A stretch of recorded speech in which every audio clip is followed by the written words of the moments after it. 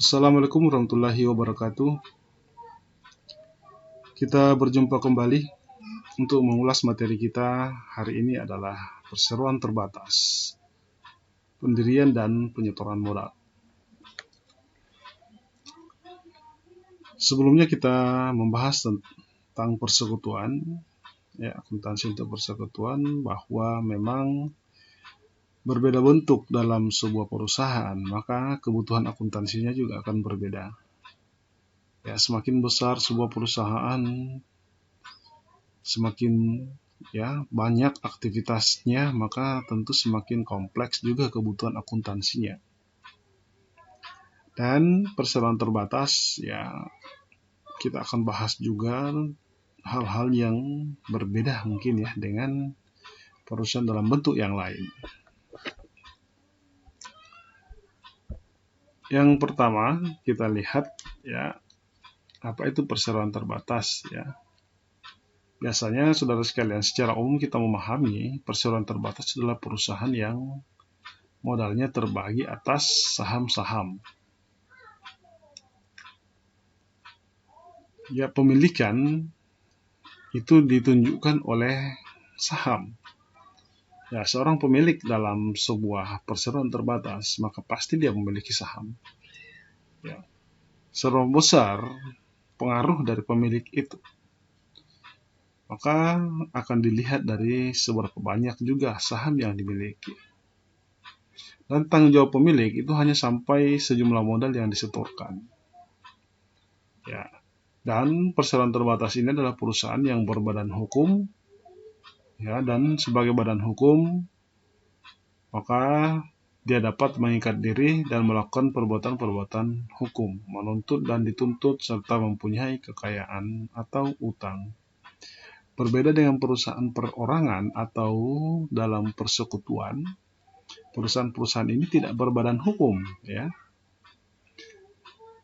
Sehingga kalau dia tidak berbadan hukum, maka bukan atas nama perusahaan untuk melakukan perbuatan-perbuatan hukum, menuntut atau dituntut.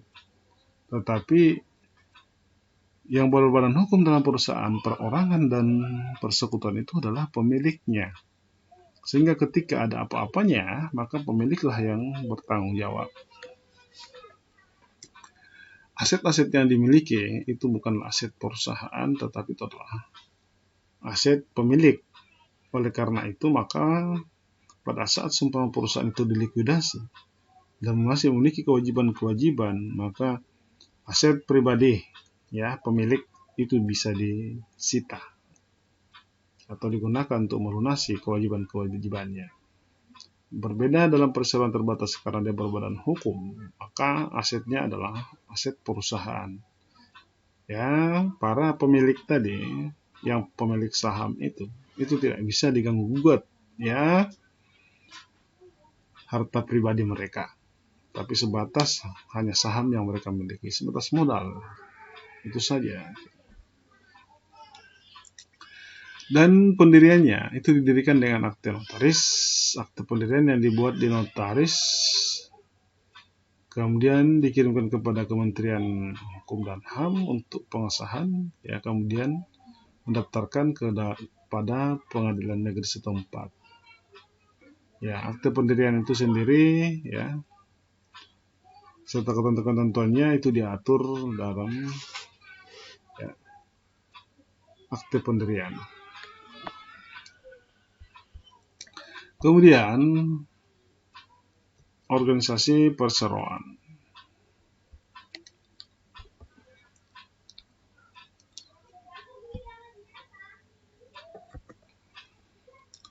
Organisasi perseroan dalam melakukan kegiatan usahanya itu diatur oleh lembaga-lembaga atau badan yang terdiri dari RUPS, Rapat Umum Pemegang Saham, Dewan Komisaris, dan Direksi.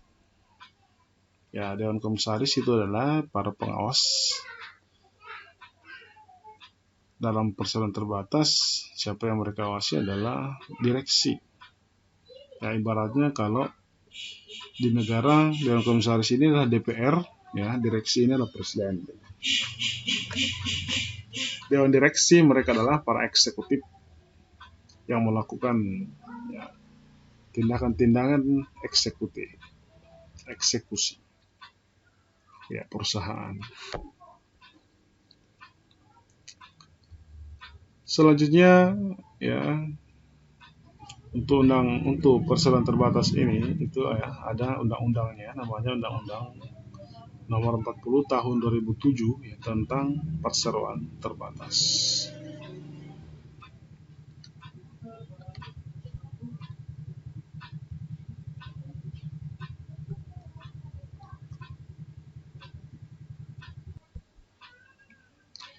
Kemudian kita lihat modal saham.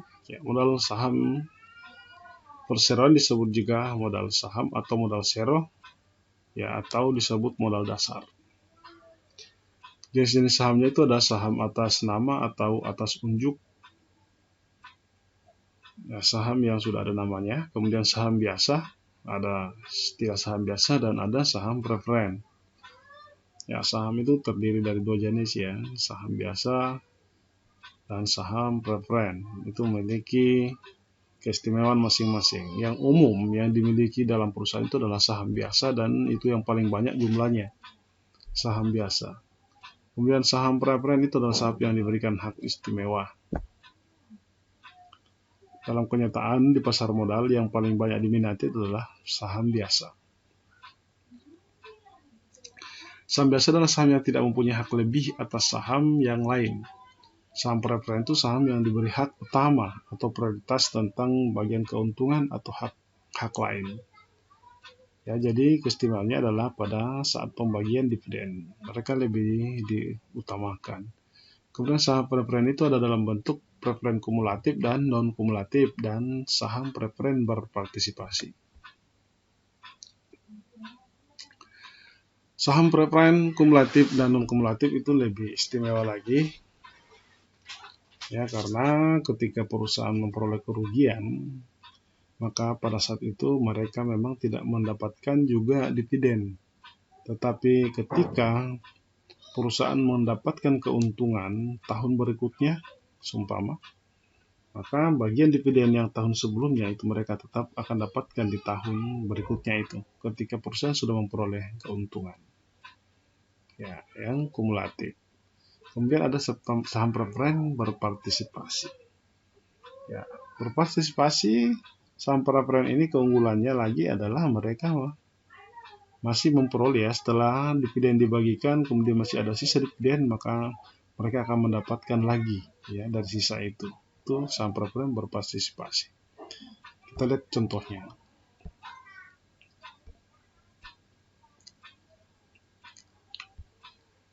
Ya, contohnya kita lihat. Modal disetor suatu perusahaan terdiri dari 100 lembar saham biasa dengan nilai nominal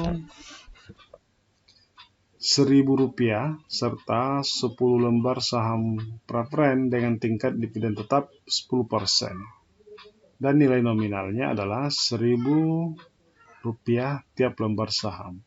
RUPS memutuskan untuk membagikan dividen tahun 2000A. Jumlah dividen yang dibagikan adalah 16.000. 2000B tidak ada, mungkin rugi kan perusahaan, atau juga bisa tidak rugi, tetapi dividen itu dialihkan untuk kepentingan yang lain.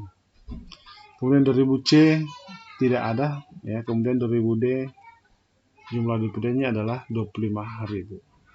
Ya, jadi perusahaan ini hanya memperoleh keuntungan dari 4 tahun ini hanya 2000A saja dengan 2000D ya, ada pembagian dividen. 2000B dan 2000C tidak ada. Nah, mari kita lihat bagaimana porsi masing-masing jika dia adalah saham biasa dan saham preferen. Saham preferen kumulatif, non kumulatif, dan saham berpartisipasi.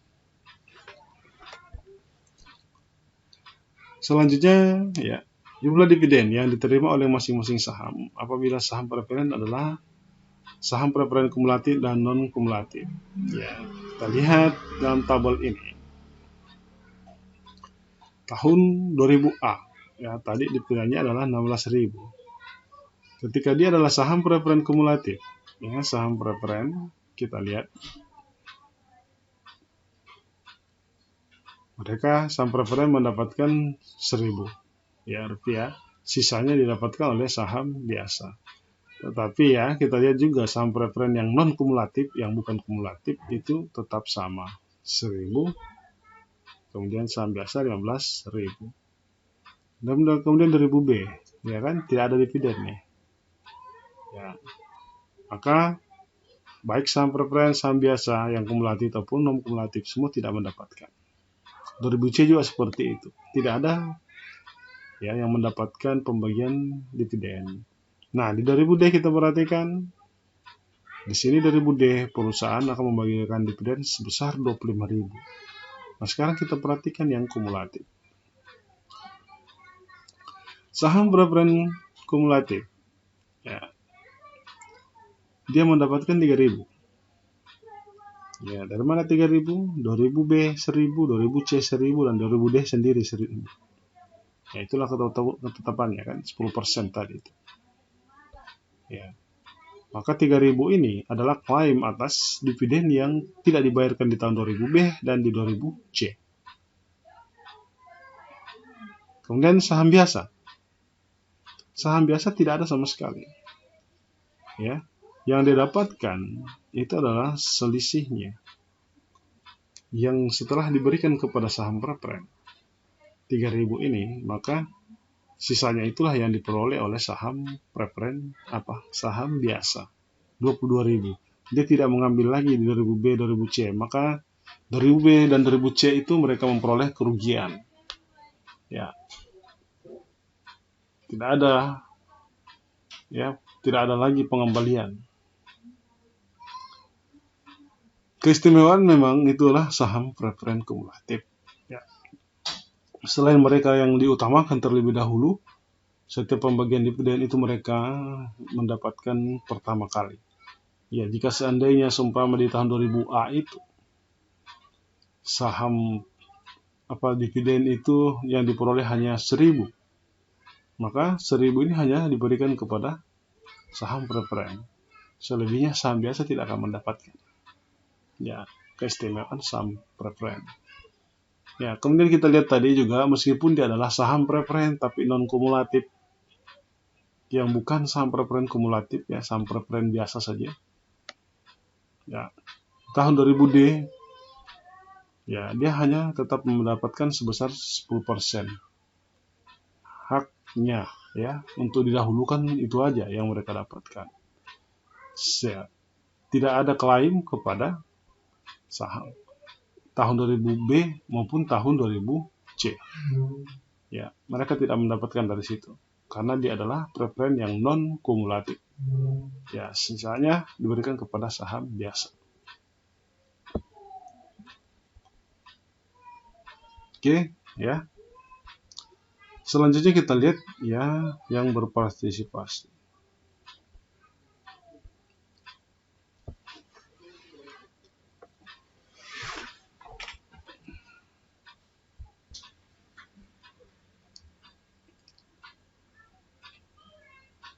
Kita misalkan modal yang beredar dalam sebuah perseroan terbatas terdiri dari 100 lembar saham biasa dengan nilai nominal 1.000 per lembar, serta 10 lembar saham preferen dengan nilai nominal 1.000 per lembar dengan tingkat dividen tetap 10%. Dalam tahun 2000A, perusahaan membagikan dividen sebesar 16.500. Dan dividen yang diterima oleh masing-masing saham apabila saham preferen yang beredar adalah saham preferen berpartisipasi. Ya, kita lihat dalam tabel lagi. Ya, dividen untuk saham preferen ini adalah saham preferen berpartisipasi. Kemudian ada saham biasa.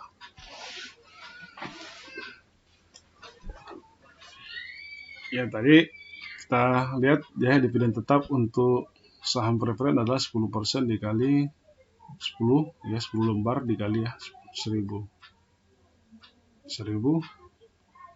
ya, per lembar 1.000 rupiah. Totalnya hasilnya adalah 1.000. Ya. Kemudian ya kita lihat ya saham preferen dari 16.500 dia mendapatkan 1.000, ya.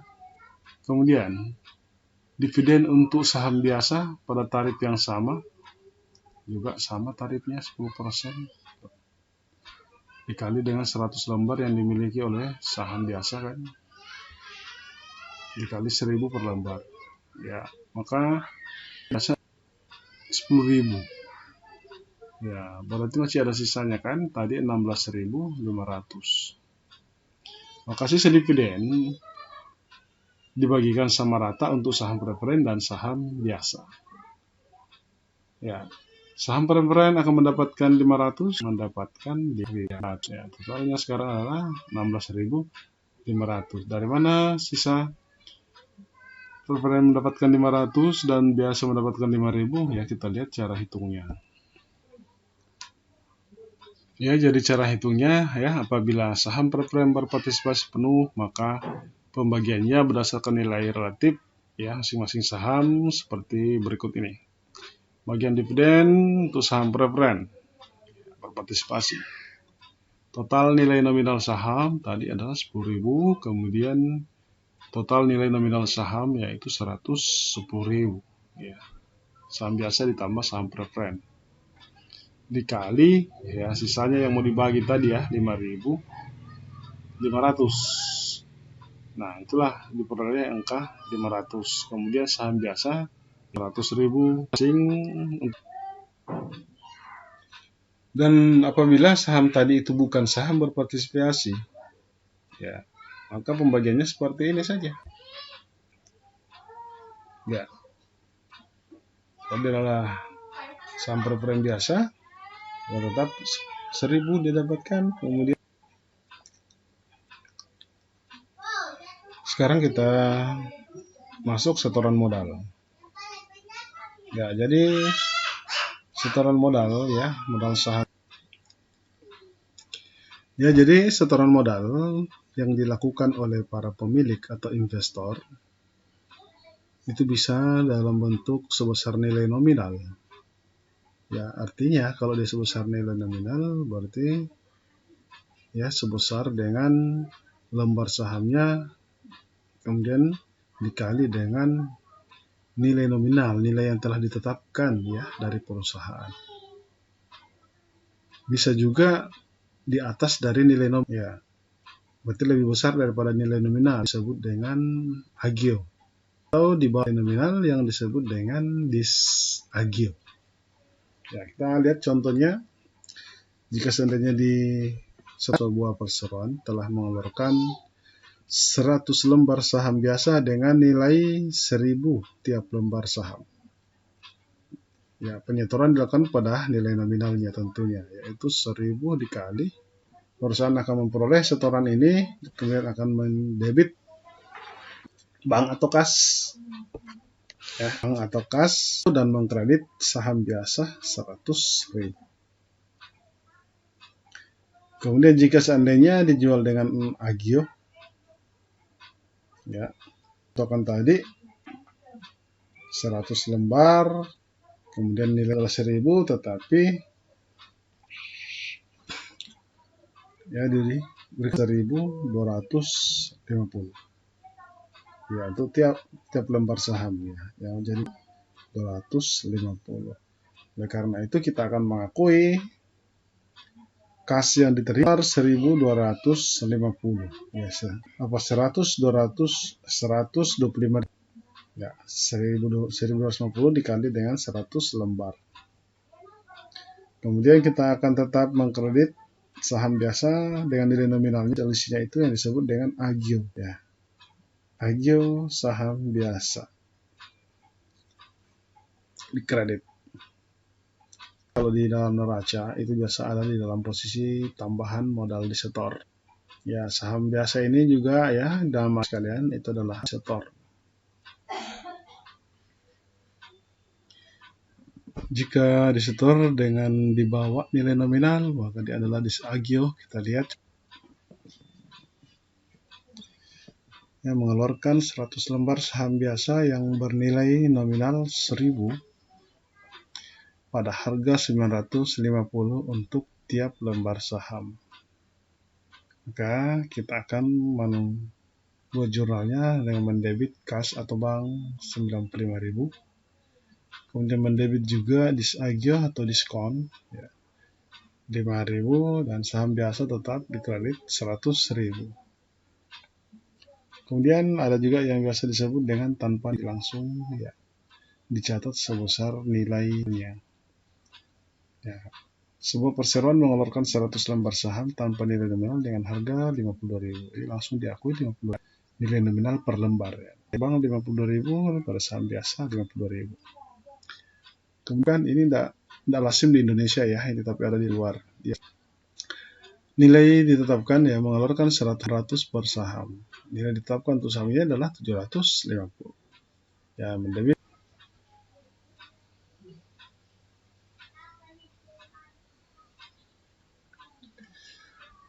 Kemudian selanjutnya,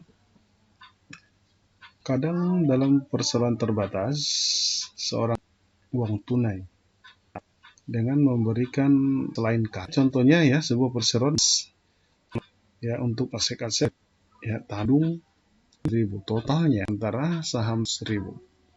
Mesin-mesin ini itu tentu menilai sebesar nilai pasar ya, totalnya adalah 100 orang investor. Bit tanah 375.000 sebesar nilai nominal 1.000, kemudian sebagai agio saham biasa. Dan ya tentang